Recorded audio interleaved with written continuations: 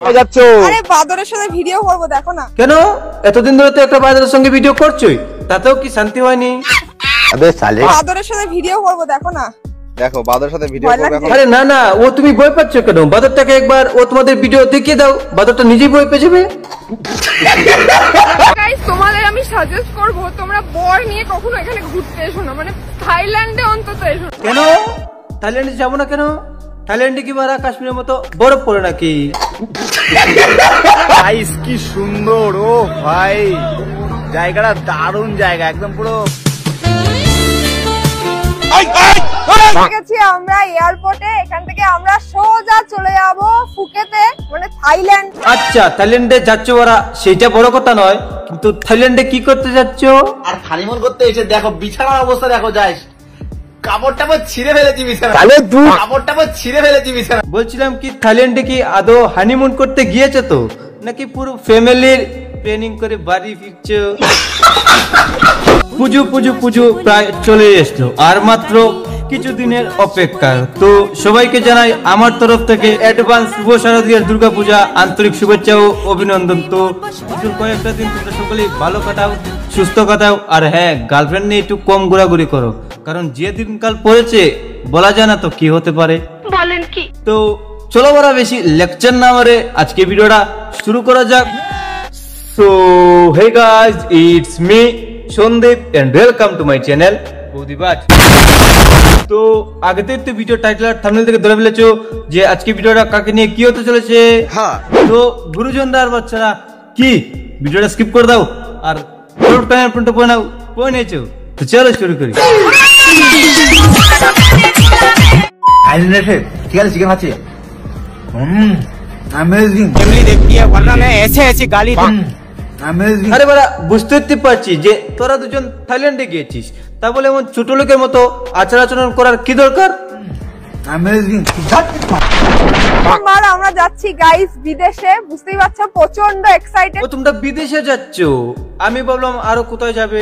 বলেন কি? না মানে তোমার পর যেভাবে আব্বাব দেখাচ্ছে সেটা থেকে তো এটাই মনে হয়।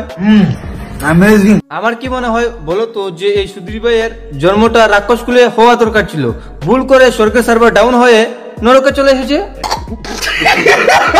তো কিছুদিন আগে রিয়া তারপর থাইল্যান্ডে গিয়েছিল এবং সেইখানের মধ্যে তারা ঠিক আছে, আমরা এয়ারপোর্টে এখান থেকে আমরা সোজা চলে যাব ফুকেতে, মানে থাইল্যান্ড। কথা বলি বধু কি করতে গেছো থাইল্যান্ডে?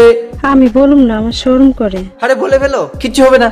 হানিমুন করতে থাইল্যান্ডে এসেছিলাম, তো হানিমুন শেষ। আর হানিমুন করতে এসে দেখো বিছানার অবস্থা দেখো। না মানে বারা তুই আগে আমাকে একটা কথা বল, যে থাইল্যান্ডে গেছিস হানিমুন করতে, তোরা আমরা ফের থেকে কি করবো?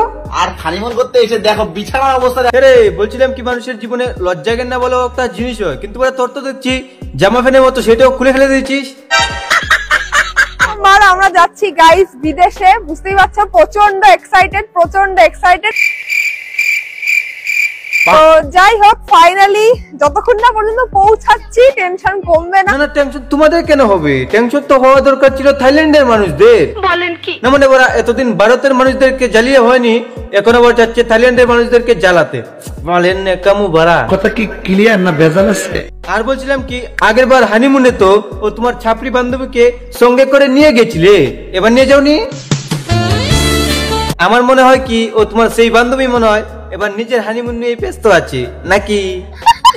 তো গাইস তোমাদের আমি সাজেস্ট করব তোমরা বর নিয়ে কখনো এখানে ঘুরতে এসো না, মানে থাইল্যান্ডে অন্তত এসো। কেন কেন কেন হানিমুনে এসে ও তোমার বরের সঙ্গে আবার কি হলো?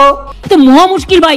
এত সুন্দর ভিউ তোমরা জীবনে দেখতে হয়তো পাবা না, মানে যদি না আসো, কিন্তু যদি আসো তাহলে তোমরা তোমাদের বর দেখবা, তোমাদের ছেলে এইসব দেখতে ব্যস্ত হয়ে যাবে। কি সব দেখতে ব্যস্ত হয়ে যাবে ঠিক বুঝতে পারলাম না, একটু বুঝিয়ে বলবে? তুমি এখানে অন্যদিকে তাকিয়ে আছো কেন? কি অসভ্যতা এগুলো!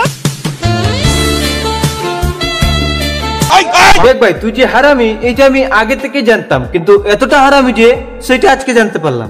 কি বলবো? তুমি এখানে অন্যদিকে তাকিয়ে আছো কেন? কি অসভ্যতা এগুলো! আরে বৌদি তুমি হয়তো ভুল ভাবছো, আমাদের দাদা শুধু চারিদিকে দৃশ্যটা অনুভব করছে, তাই না দাদা? বলছি গাইস কি সুন্দর, ও ভাই জায়গাটা দারুণ জায়গা, একদম পুরো মাখন। আমি তো জানতাম শুধু ছেলেরা ইয়ং বয়সে একটু ডেমনা হয়, কিন্তু এত দেখছি বিয়ের পরেও মাখন মাখন। দেখো মানুষ বিদেশে গেলে কি দেখতে যায়? সমুদ্র, পাহাড়, সুন্দর সুন্দর জায়গা, আরো অনেক কিছু সব দেখতে যায়, কিন্তু এরা আরে দাদা, ও তোমার বউ সেদিকে কান্না করে প্রায় চলে যাওয়ার পথে পড়েই গেছে, সেদিকে তো আগে নজর দাও, কিন্তু তা না করে কি সুন্দর ও ভাই। বলছিলাম কি বারা, প্রতিদিন সকালে বাতি কাশতো না, মানে কুকুরের বুকে দেখে বিড়ালের গু মনে করে কেনেস। আমার মনে হয় এই আইল্যান্ডটার নাম মাংকি আইল্যান্ড না দিয়ে যদি বিকিনি আইল্যান্ড দেওয়া হয় কেমন হয়? না না, খারাপ হয় না, কিন্তু আমার মনে হয় ও তোমার নামটা দিবাস থেকে দেবনা দিবাস করে দিলে কেমন হয়? না মানে বারা, তুই ওইখানে গিয়ে যা করে বেড়াচ্ছিস, মাখন মাখন। এর থেকে ভালো নাম তো আমার মাথায় আর আসছেই না। আরে বাদরের সাথে ভিডিও করবো, দেখো না। কেন এতদিন ধরে তো একটা বাজারের সঙ্গে ভিডিও করছোই, তাতেও কি শান্তি হয়নি? বাদরের সাথে ভিডিও করবো, দেখো না। দেখো বাদরের সাথে ভিডিও ভয় করবে লাগছে? এখন। আরে না না, ও তুমি ভয় পাচ্ছ কেন? বাদরটাকে একবার ও তোমাদের ভিডিও দেখিয়ে দাও, বাদরটা নিজেই ভয় পেয়ে যাবে। তো বাস বারা, ভিডিওর আজকে মতো এই পর্যন্তই। ভিডিওটা কেমন লাগলো অবশ্যই কমেন্ট করে জানিও, আর ভালো লাগলে বন্ধু বান্ধব XYZ সবাইকে শেয়ার করে দিও।